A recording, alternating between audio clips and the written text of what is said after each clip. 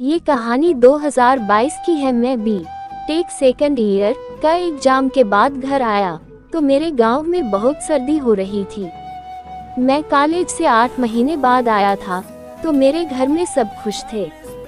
मेरी फैमिली के साथ मेरे अंकल भी रहते हैं।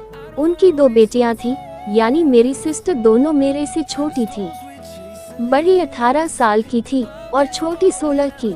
बड़ी वाली का नाम सोनी था। तो ये कहानी मेरी और सोनी की खुदाई की है। सोनी मुझसे हमेशा से ही थोड़ा मजाक और छेड़छाड़ करती थी। सोनी का रंग थोड़ा सांवला है लेकिन वो दिखने में बहुत खूबसूरत है। उसकी दूध 34 की और गुफा 36 की है। सबसे मस्त उसकी गुफा लगती है। जब वो चलती है तो उसके बदन बहुत हिलते और बहुत मस्त लगती है। ऐसा मन करता है कि अभी गुफा खुदाई कर दूं। मैं 8 महीने बाद घर आया था तो रात को मैं आंटी के घर गया मिलने के लिए। सोनी भी वही थी तो मेरी आंटी ने कहा कि अमन आराम से रजाई में बैठ जा। तो मैं आराम से बैठ गया।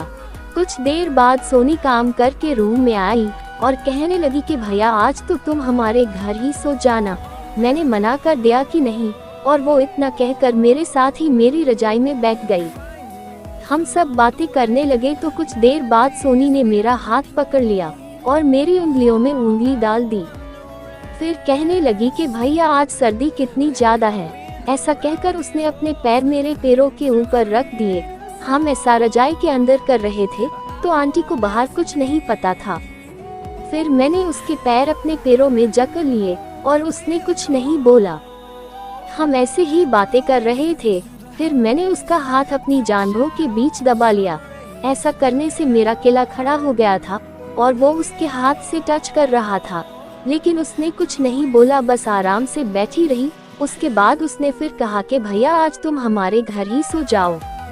मैंने मना किया लेकिन फिर आंटी भी कहने लगी तो मैंने सोने को हाँ कर दिया। अंकल काम की वजह से ज्यादातर बाहर ही रहते थे। बात करते करते आंटी को नींद आने लगी थी और 10 बज गए थे। फिर सोनी बोली कि चलो अब हम भी सोते हैं। मैं, सोनी और उसकी छोटी बहन दूसरे कमरे चले गए सोने के लिए डबल बेड पर। गांव में लाइट बहुत काम आती है तो उस रात फुल अंधेरा था। मैं अकेला एक रजाई में था और वो दोनों बहनें दूसरी में। लेटने के बाद वो अपनी छोटी बहन से लड़ने लगी कि तूने पूरी रजाई ले ली। तो मैंने कहा कि तू आधी मेरी रजाई ले ले। हम लेट गए तो उसने अपने पैर मेरी रजाई में डाल दिए और मैंने उसकी साइड की ओर मुंह किया और उसके पैरों को अपने पैरों में भर लिया। उसने कुछ नहीं कहा। उसने पूछा कि भैया तुम्हारी गर्लफ्रेंड है क्या? तो मैंने मना कर दिया। वो कहने लगी कि तुम कॉलेज में रहते होगे जरूर। मैंने कहा कि कोई नहीं है सच में। फिर मैंने उसे कहा कि चलो अब सोचा सुबह जल्दी उठना है। ऐसा कहकर मैं थोड़ा उसके पास गया और उसके हाथों को अपने हाथ में ले लिया। उसने कुछ नहीं कहा और चुपचाप लेती रही। फिर 10 मिनट बाद मैंने अपना हाथ उसकी जांघों पर फेरना शुरू किया तो वो थोड़ी हिली और मेरे पास को आ गई। उसकी छोटी बहन सो गई थी तो मैंने सोनी को अपने पास खींच किया और उसके पैरों को अपने पैरों में ले लिया और एक हाथ उसके सर के नीचे रखकर उसकी कमर को सहलाने लगा। वो थोड़ी अकड़ सी गई लेकिन कुछ बोली नहीं। फिर मैं अपना हाथ उसकी मोटी गुफा पर ले गया और गुफा को दबाने लगा। आहा, क्या फीलिंग थी उसकी मुलायम गुफा की। मैंने गुफा के सुराख पर हाथ रखकर अपनी साइड को खींचा। वो थोड़ी सिसकियां सी लेने लगी और फिर मैंने उसके होठों पर किस करना शुरू कर दिया। वो जाग रही थी लेकिन उसने मेरा साथ नहीं दिया। फिर मैंने उसके पूरे फेस को जीभ से चाटा और वो मेरी बाहों में समाती जा रही थी। उसके बाद मैंने उसको कहा कि सीधी होकर लेटो लेकिन वो सोने का बहाना करती रही। फिर मैंने खुद उसको सीधा कर दिया और उसकी दूध दबाने लगा। उसका बदन पूरी तरह अकड़ गया था। पहले मैंने सूट के ऊपर से उसकी दूध दबाया। क्या टाइट दूध थी यार।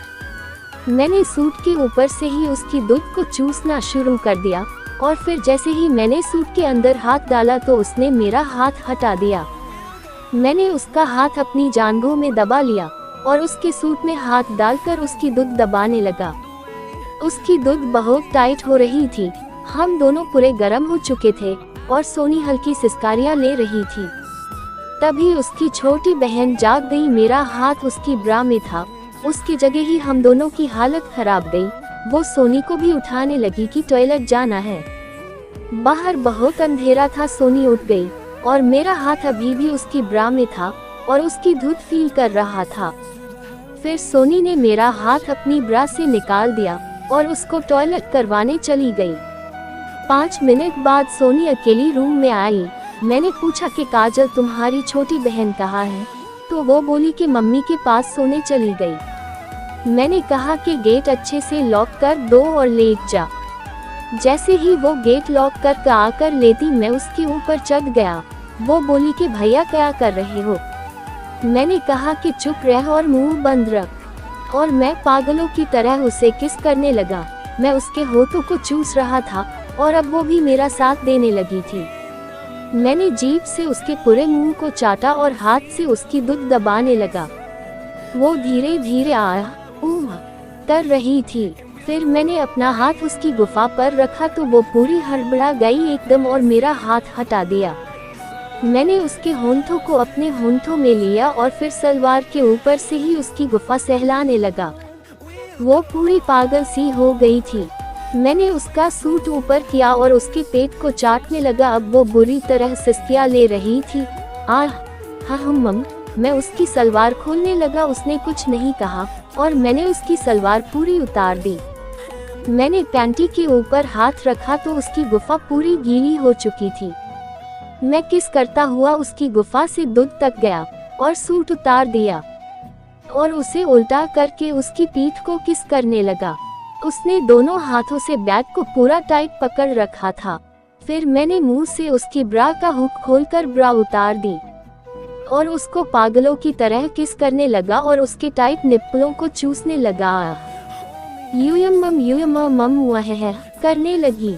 दोस्तों मैं बता नहीं सकता कि कितना मजा आ रहा था। फिर मैं उसकी टांगों को किस करने लगा और फिर पैंटी के ऊपर से ही उसकी गुफा पर भी किस की। फिर मैंने अपने पूरे कपड़े उतार दिए और नंगा हो गया और उसके ऊपर लेटकर उसे स्मूच करने लगा। फिर उसकी पैंटी उतारने लगा तो उसने मेरा हाथ पकड़ लिया। मैंने उसका हाथ हटाकर अपने खेला पर रखा। पहले तो उसने तुरंत हटा लिया लेकिन मैंने दोबारा उसे दिया तो उसने पकड़ लिया और धीरे से कहा कि बहुत मोटा है। मैंने उसकी पैंटी उतार दी और गुफा को हाथ से सहलाने लगा। वो बुरी तरह सिसकियां लेने लगी और मेरा केला बहुत टाइट करके पकड़ लिया। अब मैंने उसकी टांगे चौड़ी की और केला डालने लगा तो उसने गुफा पर अपने हाथ रख लिए और कहने लगी कि अगर कुछ हो गया तो। मैंने उसे समझा तो वो मान गई। जैसे ही मैंने केला उसकी गुफा पर रखा तो उसने केला हटा दिया कि मोटा है, गुफा फट जाएगी। मैंने कहा कि कुछ नहीं होगा तू मुझे पकड़ ले और मैंने उसकी टांगे फैलाकर जो हल्का सा धक्का मारा तो वो बौखला गई मम्मी और मुझे हटा दिया। मैंने उसे फिर समझाया और उसके मुंह में रुमाल डाला ताकि चिल्लाई न और एक धक्का मारा तो 1 इंच केला गुफा में चला गया लेकिन उसकी आंखों में आंसू आ गए थे। मैं ऐसे ही उसके ऊपर लेट गया और किस करने लगा ताकि दर्द कम हो जाए। इसी तरह धीरे धीरे मैंने आधा आधा उसकी गुफा में डाल दिया और वो दर्द से बेहाल थी। मर गई भैया प्लस निकल लो। मैंने 1 मिनट तक कुछ नहीं किया और उसे किस करता रहा। फिर एक जोर का धक्के से पूरा उसकी गुफा में डाल दिया और वो प्लीज भैया निकाल लो, मैं मर गई प्लीज। मैं उसके ऊपर लेता रहा और फिर हल्के हल्के धक्के मरने शुरू किए। पहले तो उसे बहुत दर्द हुआ लेकिन फिर थोड़ा मजा आने लगा। अब उसका दर्द मजे की सिसकारियों में बदल गया था। मम्मा आराम से प्लीज। थोड़ी देर खुदाई के बाद मैंने केला बाहर निकाला तो उसने आराम की सांस ली। मैंने उसे कहा कि बैग से नीचे उतर गया। उसने कहा क्यों? मैंने उसे बैग से उतार कर उसकी घोड़ी बना दिया। बैग से लगाकर मैं उसके पीछे गया और दोनों हाथों से उसकी दुध पकड़ ली। उसे झुकाकर उसकी गुफा में एक धक्का मारा तो आधा केला अंदर चला गया और वो मुंह में। भैया बता तो देते प्लीज, आराम से प्लीज। मस्ती मैं उसकी दूध दबा रहा था और फिर तेज धक्का मारा और पूरा केला अंदर चला गया। आराम से छोड़ो प्लीज, करने लगी। और जैसे ही मैंने धक्का मारा तो वो झड़ गई थी। तो उसने कहा कि अब निकल लो ना प्लीज। मैंने कहा कि छुप कर और उसे खुदाई स्टार्ट कर दिया। क्या गुफा थी उसकी, एकदम टाइट। मैं उस टाइम हवन की सैर कर रहा था। मैं दबा दबा के धक्के मार रहा था। वो प्लीज बस। इतने में वो दोबारा भी झड़ गई। मुझे बहुत मजा आ रहा था, लेकिन उसका दर्द की वजह से बुरा हाल था। अब मैं भी झड़ने वाला था तो मैंने अपना केला गुफा से निकला और उसे लेटने को कहा और उसकी दूध पर सारा मॉल निकल दिया। वो कहने लगी कि भैया ये किया। मैंने कहा इसे अपनी दूध पर रगड़ ले, तो उसने रगड़ लिया। मैंने उसे अपनी बाहों में लिया और किस किया। उससे पूछा कि मजा आया। बोली कि मजा कम, दर्द ज्यादा हुआ। मैंने मोबाइल से उसकी गुफा देखी तो वो सूज गई थी। मैंने उसे बाहों में लेकर कहा कि जानू एक बार गुफा और खुदाई कर दे। तो उसने कहा कि नहीं भैया प्लीज, आज नहीं कल या फिर कभी। मैंने कहा कि ठीक है और उसे कपड़े पहनाकर अपनी बाहों में लेकर सो गया।